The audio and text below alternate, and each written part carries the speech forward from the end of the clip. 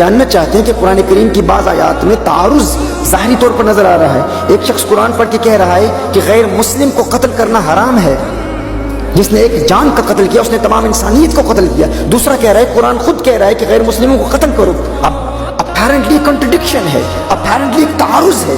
اب اس تعارض کا ازالہ ہم کیسے کریں، اس کو ایلیمینیٹ کیسے کریں؟ ہم اپنے سٹیجز پر بتاتے رہیں حضور اکرم صلی اللہ علیہ وسلم پیغمبر امن ہیں، پیغمبر رحمت ہیں، ہم انہی آیات کو پیش کرتے رہیں جن آیات میں حضور اکرم صلی اللہ علیہ وسلم کی رحمت اجاگر ہوتی ہے۔ دوسری جانب کچھ ایسے لٹرلسٹس، اینتھروپومارفسٹس جو ظاہری طور پر قرآن کریم کی آیات کو پڑھتے ہیں اور نوجوانوں کو برین واش کرنے کی کوشش کرتے ہیں اور قرآن کریم کی آیات کی مکمل وضاحت نہیں کرتے، وہ انہی آیات کی باطل تعویلات پیش کرتے ہوئے ان کو گمراہ کرتے ہیں۔ اللہ قرآن میں ارشاد فرماتا ہے لو کان من عند غیر اللہ لوجدوا فیہ اختلافا کثیرا، اگر قرآن اللہ کے غیر کی جانب سے ہوتا تو تم اس میں تعارض پاتے، اختلاف پاتے، کنٹرڈکشن پاتے۔ اب بظاہر تعارض تو سامنے نظر آ رہا ہے، چند آیات بتا رہی ہیں کہ غیر مسلم کو قتل کرو علیہ باللہ، چند آیات بتا رہی ہیں کہ قتل کرنا حرام ہے۔ تو اس کنٹرڈکشن کا ازالہ کیسے کیا جائے، اس کو ختم کیسے کیا جائے؟ کنٹرڈکشن در حقیقت ہماری عقل میں ہے، ہمارے فہم میں ہے، ہماری سمجھ میں ہے۔ قرآن میں کوئی کنٹرڈکشن نہیں ہے، قرآن میں کوئی تعارض نہیں ہے، یہ ہماری سمجھ میں ہے۔ لیکن وہ کون لوگ ہیں جو قرآن پڑھ کر ہدایت حاصل کرتے ہیں، اور وہ کون لوگ ہیں جو قرآن پڑھ کر گمراہ ہو جاتے ہیں، یہ ہم جاننا چاہتے ہیں۔ قرآن ارشاد فرماتا ہے لا ریب فیہ، اس میں کوئی شک نہیں، لیکن شک تو پیدا ہو گیا نا۔ قرآن کہتے ہیں کوئی شک نہیں، لیکن شک پیدا ہو گیا۔ Apparently there is a contradiction، apparently contradiction نظر آ رہی ہے۔ لیکن آئیے قرآن کریم کی اس آیت کو مکمل طور پر پڑھیں۔ اللہ فرماتا ہے لا ریب فیہ ھدی للمتقین، نہیں ہے اس میں کوئی شک اس حال میں کہ قرآن ہدایت ہے متقین کے لیے۔ اور مفسرین نے فرمایا متقین سے مراد اولیاء اللہ ہیں۔ متقین سے مراد کون ہے؟ اولیاء اللہ ہیں۔ اولیاء اللہ کیوں ہیں؟ یا ایھا الذین آمنوا اتقوا اللہ وکونوا مع الصادقین، اللہ نے ارشاد فرمایا ہے ایمان والو تقوی اختیار کرو، تقوی اختیار کرو اور اولیاء اللہ کے قریب ہو جاؤ، اولیاء اللہ کی معیت اختیار کرو۔ ایک دوسری آیت میں فرمایا یا ایھا الذین آمنوا اتقوا اللہ وابتغوا الیہ الوسیلہ، ہے ایمان والو تقوی اختیار کرو اور اللہ کا قرب حاصل کرنے کے لیے وسیلہ تلاش کرو۔ اب یہاں کوشچن مارک ہے، اللہ ارشاد فرما رہے وسیلہ تلاش کرو، لیکن یہ وسیلہ کون لوگ ہیں؟ وسیلہ کیا ہے؟ کون ہے وسیلہ؟ یا ایھا الذین آمنوا اتقوا اللہ وابتغوا الیہ الوسیلہ۔ قرآن کریم کی اس آیت کو دیکھیے، یا ایھا الذین آمنوا اتقوا اللہ، ہے ایمان والو تقوی اختیار کرو، وابتغوا الیہ الوسیلہ، اور اللہ کے لیے، اللہ کا قرب حاصل کرنے کے لیے وسیلہ تلاش کرو۔ اب وسیلہ کیا ہے ہم نہیں جانتے، اور قرآن کی بعض آیات بعض کی تفسیر کرتی ہیں۔ دوسری آیت کو دیکھا، اس کی ترتیب بھی بالکل وہی ہے، یا ایھا الذین آمنوا اتقوا اللہ وکونوا مع الصادقین، ہے ایمان والو تقوی اختیار کرو اور اللہ کے ولیوں کا قرب حاصل کرو۔ تو آنسر مل گئی، وسیلہ کیا ہے؟ اللہ کے ولی ہے۔ اب سوال یہ پیدا ہوتا ہے کہ اللہ جل وعلا نے قرآن کریم کی اس آیت میں یہ کیوں نہیں ارشاد فرمایا کہ علماء کا قرب اختیار کرو؟ یہاں یہ کیوں نہیں فرمایا وکونوا مع العلماء؟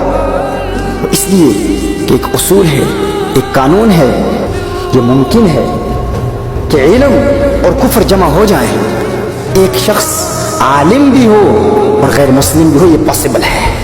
ہمارے ہاں یو کے میں بے شمار ایسے اورینٹلسٹ مستشرقین ہیں جو علم فقہ کے ماہر ہیں، علم تفسیر کے ماہر ہیں، ماہرین فن ہیں، غیر مسلم ہیں، انگریز ہیں، لیکن قرآنی علوم کے ماہرین ہیں۔ تو عالم تو ہیں، ہر چند کہ ان کا علم وہ ان کو فائدہ نہیں پہنچاتا، لیکن عالم تو ہیں، وہ علم نافع نہیں ہے لیکن وہ عالم ہیں۔ تو یاد رکھیے ایک قانون ہے، علم اور کفر کا اجتماع ممکن ہے۔ ایک شخص میں یہ دو چیزیں جمع ہو سکتی ہیں، ایک شخص بیک وقت عالم بھی ہو سکتا ہے اور غیر مسلم بھی ہو سکتا ہے، یہ پاسبل ہے۔ ان العلم والکفر یجتمعان، علم اور کفر دونوں جمع ہو سکتے ہیں، لیکن یاد رکھیے ولایت اور کفر جمع نہیں ہو سکتے۔ یعنی ایسا نہیں ہوتا کوئی شخص ایک وقت میں، ایسا ہوتا ہے زید عالم بھی ہو اور غیر مسلم بھی ہو، یہ پاسبل ہے۔ یہ دونوں، ان کا آپس میں آگ اور پانی کا رشتہ نہیں ہے، یہ دونوں ایک شخص میں جمع ہو سکتے ہیں، ایک فرد میں جمع ہو سکتے ہیں، لیکن ایسا نہیں ہے کہ کوئی ولی بھی ہو اور کافر بھی ہو، ولی بھی ہو اور غیر مسلم بھی ہو، ایسا نہیں ہو سکتا۔ کیوں؟ کیونکہ اگر کوئی غیر مسلم ولی بن جائے تو ولایت اس کے کفر کو ختم کر دے گی. اگر کوئی غیر مسلم ولی بن جائے تو ولایت اس کے کفر کو ختم کر دے گی. اگر کوئی ولی غیر مسلم ہو جائے تو وہ کفر اس کی ولایت کو ختم کر دے گا. بیک وقت کوئی شخص ولی اور غیر مسلم نہیں ہو سکتا، ایسا نہیں ہے، لیکن ایک شخص بیک وقت عالم اور غیر مسلم ہو سکتا ہے، یہ ممکن ہے. بے شمار اگزامپلز ہیں ہمارے پاس.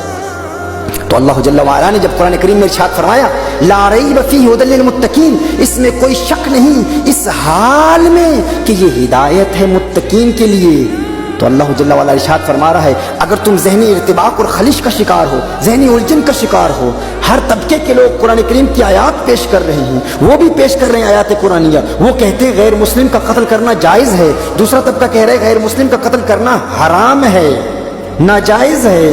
تو اب ہم کیسے سمجھیں کون حق کی تعلیم دے رہا ہے اور کون باطل پھیلا رہا ہے؟ تو اللہ جل وعلا نے واضح فرما دیا اگر آیات قرآنیہ کے حوالے سے تم کسی ذہنی خلش اور الجھن کا شکار ہو، ہم کہتے ہیں فلاں کے پاس بہت زیادہ علماء ہیں، انہوں نے بے شمار علماء تیار کیے، وہ غلط کیسے ہو سکتے ہیں؟ بھائی ان کے مدارس میں جائیں، ان کی انسٹیٹیوٹس میں جائیں، بے شمار شیخ الحدیث ہیں، بے شمار مفسرین قرآن ہیں، بے شمار علماء ہیں، محققین ہیں، علم صرف کے ماہر، علم نحو کے ماہر، علم تفسیر کے ماہر، علم حدیث کے ماہر، اور بڑے بڑے خطیب، بڑے بڑے علماء اور بڑے بڑے مدرسین ہیں. ان کی کتابیں دیکھیں، فقہ کی دنیا میں ان کی خدمات دیکھیں، حدیث کی دنیا میں ان کی خدمات دیکھیں، بے شمار محدثین انہوں نے تیار کیے، ان کے قاریوں کو دیکھیں، ان کی قرات کو دیکھیں، اور ان کی قرات جب سنتے ہیں تو دل میں رقت پیدا ہوتی ہے اور وجدانی کیفیات پیدا ہوتی ہیں. ارے وہ باطل نظریات کے حامل کیسے ہو سکتے ہیں؟ وہ بھی اہل حق ہیں، وہ بھی قرآن پڑھتے ہیں، وہ بھی حدیث پڑھتے ہیں، تم بھی قرآن پڑھتے ہو، تم بھی حدیث پڑھتے ہو، لیکن ہم فیصلہ کیسے کریں کہ حق پر کون ہے، باطل پر کون ہے؟ ان کے مدارس دیکھو، ان کے دارالعلوم دیکھو، ان کے ایجوکیشنل انسٹیٹیوٹ دیکھو، بے شمار مدارس، دارالعلوم، ایجوکیشنل انسٹیٹیوٹس ہیں. اللہ جل وعلا نے ارشاد فرمایا اگر تم حد فاصل جاننا چاہتے ہو، ڈسٹنگوشنگ فیکٹر جاننا چاہتے ہو، آئسولیٹنگ فیکٹر جاننا چاہتے ہو، حق اور باطل کے مابین امتیاز کرنا چاہتے ہو، جاننا چاہتے ہو کہ حق پر کون ہے، باطل پر کون ہے، یہ نہ دیکھو کہ کس جماعت نے کتنے علماء تیار کیے، یہ نہ دیکھو کس جماعت نے کتنے فقہا تیار کیے، یہ نہ دیکھو کس جماعت نے کتنے مفسرین تیار کیے، یہ نہ دیکھو کس جماعت کے لوگوں نے کتنی کتابیں لکھی ہیں، یہ دیکھو کس جماعت نے غریب نواز پیدا کیے، یہ دیکھو بابا فرید کس کے ساتھ ہے، یہ دیکھو غوث اعظم کس کے ساتھ ہیں، یہ دیکھو خواجہ باقی باللہ کس کے ساتھ ہیں، یہ دیکھو خواجہ قطب الدین بختیار اوشی کاکی کس کے ساتھ ہیں. حق اور باطل کے مابین حد فاصل اللہ کے ولی ہیں.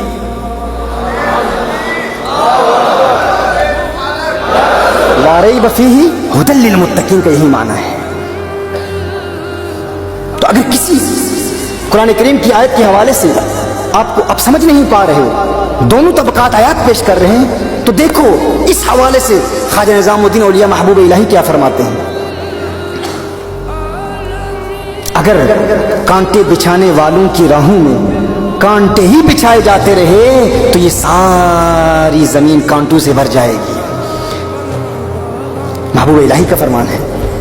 لیکن میں کوئی بات قرآن و سنت سے باہر نہیں کر رہا، قرآن پیش کر رہا ہوں اور قرآن کی روشنی میں صوفیاء کے اقوال پیش کر رہا ہوں.